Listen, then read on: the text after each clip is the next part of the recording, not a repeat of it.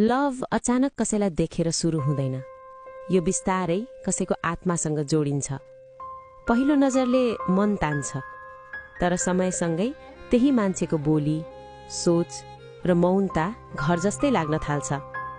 लभमा सबै कुरा भन्नुपर्छ भन्ने छैन, तर सबै कुरा लुकाउन पनि हुँदैन।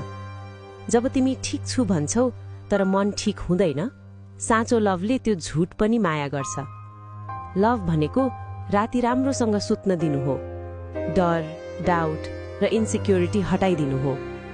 लभमा साथ चाहिन्छ, कन्ट्रोल होइन। बुझाइ चाहिन्छ, कन्डिसन होइन।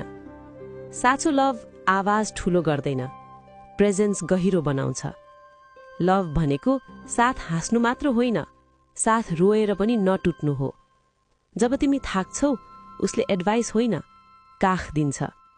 जब तिमी गलत हुन्छौ, उसले दोष होइन, दिशा देखाउँछ।